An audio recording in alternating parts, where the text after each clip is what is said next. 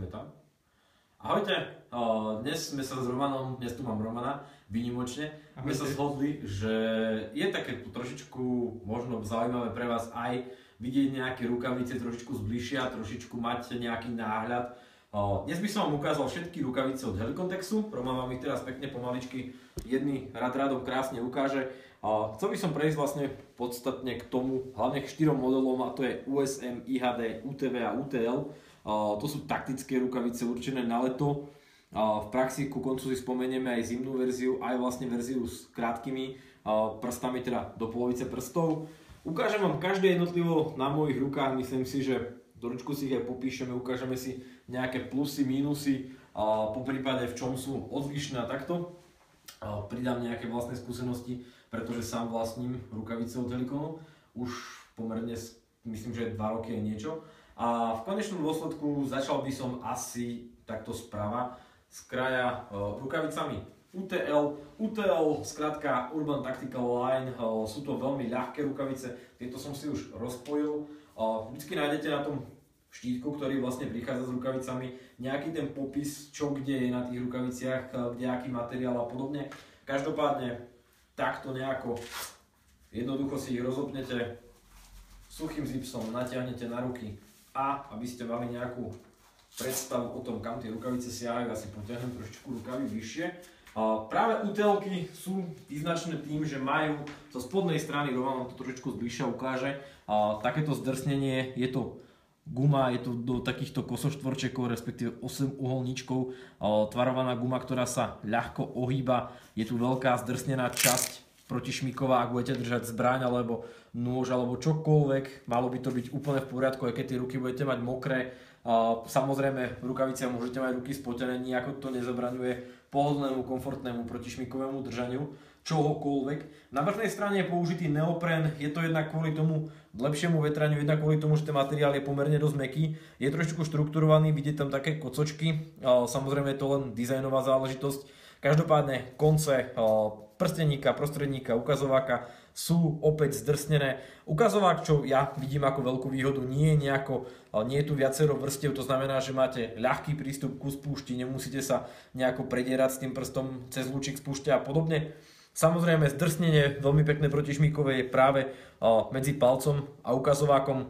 Je to taktiež jedna z výhod, ktoré ja na týchto rukaviciach vidím. Sú to veľmi ľahučké, praktické rukavice, takto nejako vyzerá veľkosť L. Mne osobne sú lepšie veľkosti S, respektíve M, kvôli dĺžke prstov, každopádne vybral som si veľkosť L. Čo sa týka zapínania, kolo zápestia je jednoduchým, suchým zipsom. Samozrejme je to predelené, aby sa to nejako zbytočne neťahalo. Ja si myslím, že úplne postačujúce. Trošičku sa vrátim, čo sa týka k určovaniu veľkosti, a to určovať veľkosť pri rukaviciach správnym spôsobom môže byť niekedy trošičku ťažšie. Samozrejme máme na to inštruktážne video, ktoré nájdete buď to u nás na stránke pri rukaviciach alebo v praxi na YouTube kanáli.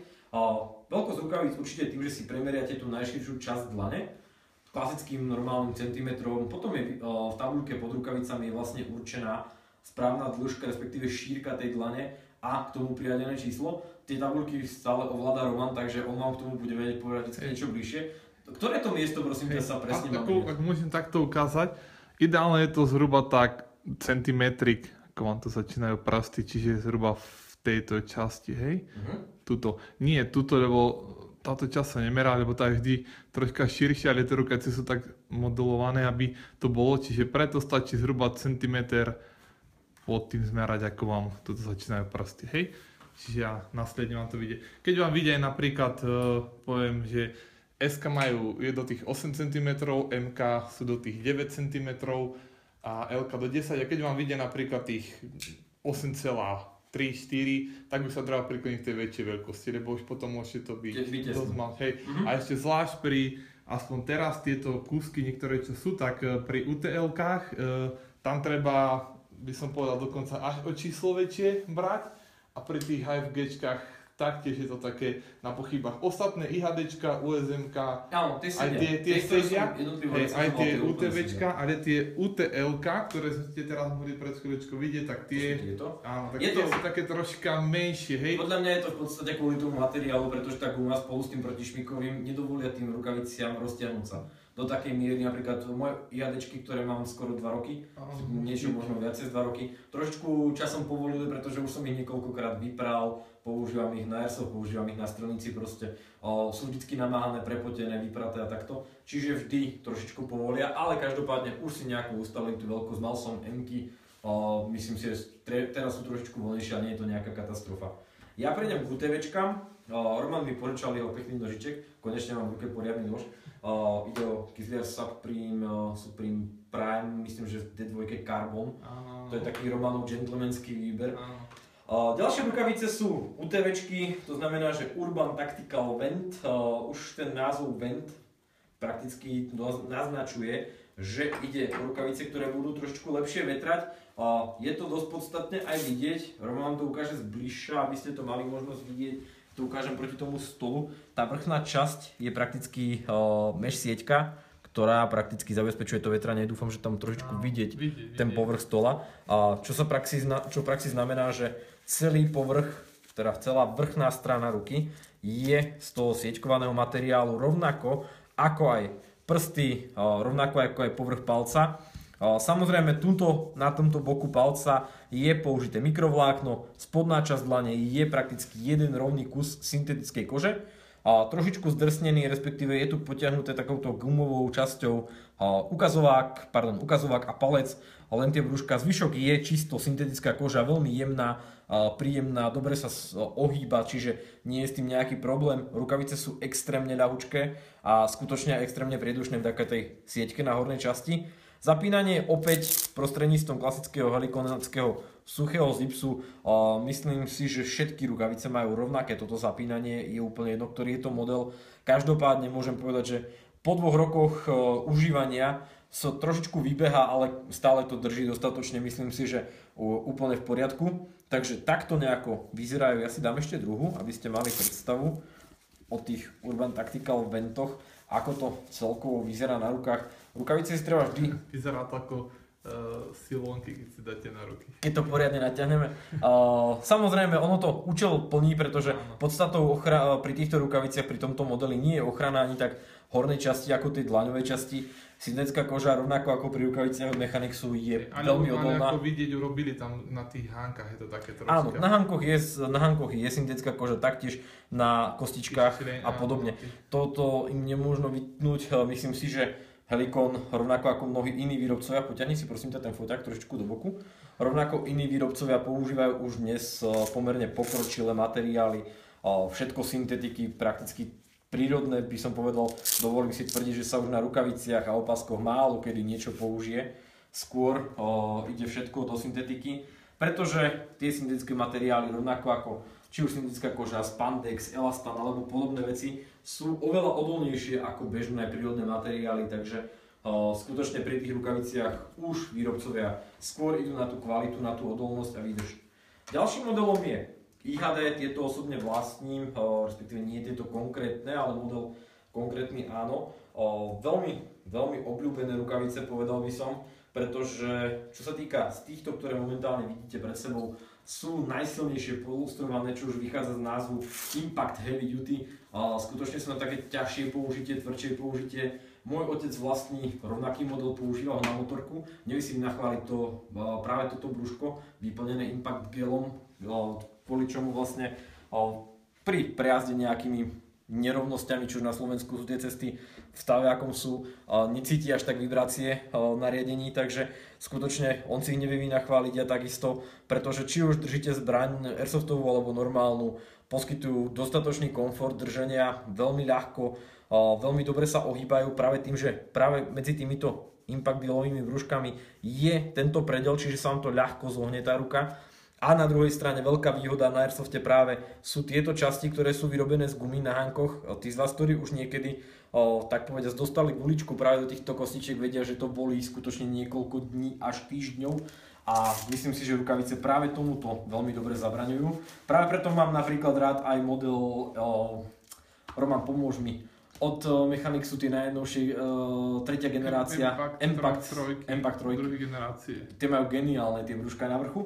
Každopádne Impact Heavy Duty od Helikonu v tejto časti je takýto veľký štvornásobný predel, je v tom pena, takže pomerne dobre to tlmí nárazy, rovnako tak veľmi odolná časť, gumová nad kostičkami, veľmi dobré polstrovanie na rukách, skutočne tento veľký vankušik zabraňuje či už v prípade, ak sa o niečo rýchlo oprete, bežne sa mi stane, na Airsoft trošku pobehnem, pošmyknem sa, musím sa o niečo zachytiť, o stenu a podobne. To brúško je veľmi vydarený článok na tých rukaviciach, myslím si. Máme tu, ak ťa môžem prerušiť otázku, že tieto koľko stoja, neviem presne teraz, ale okolo 20 € sa to všetko pohybuje zhruba. Zhruba takto. Ja samozrejme linky dám pod komentáre, samozrejme to hneď po liveku nájdete. Liveku si samozrejme po ukončení budete môcť pozrieť ako klasické normálne video, ono sa automaticky uploadne na stránku.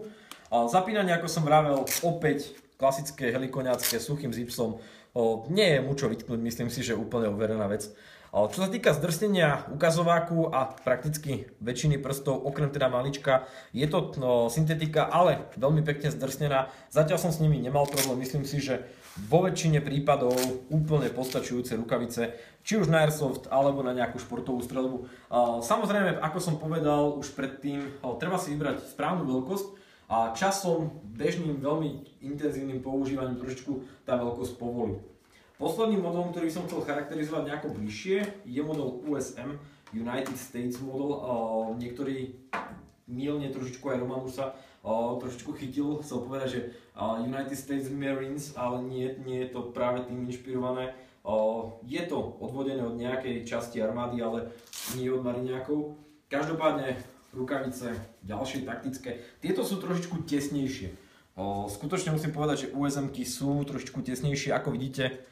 Na hornej strane veľmi taká hrubšia vrstva neoprénu, spandex, samozrejme zdrsnené prsty, po hornej strane na ukazovák je trošičku gumou, takouto umelou, ale gumou zdrsnený, taktiež na palci zdrsnenie pre lepší úchop, už sa trošičku zakecávam. Každopádne niekoľko brúšiek s impact gelom, pretlmenie nárazov, či už nástrojov, zbrania alebo čohokoľvek, čo budete držať.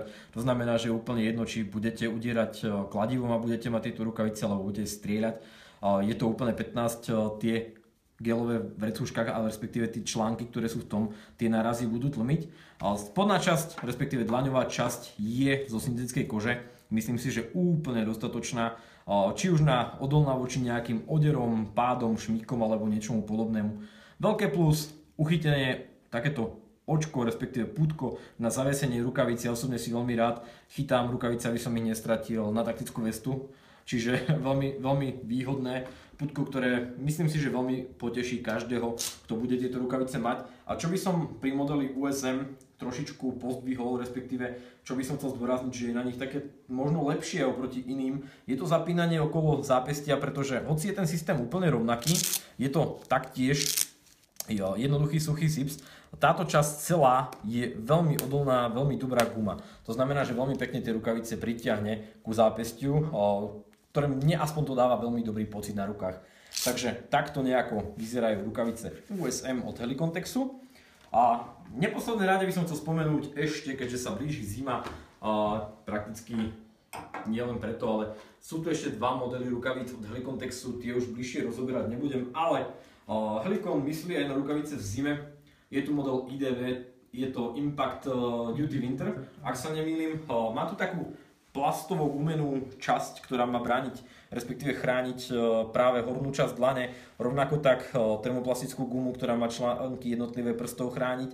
Sú hrubšie, pretože sú izolované vložkou Tinsulate.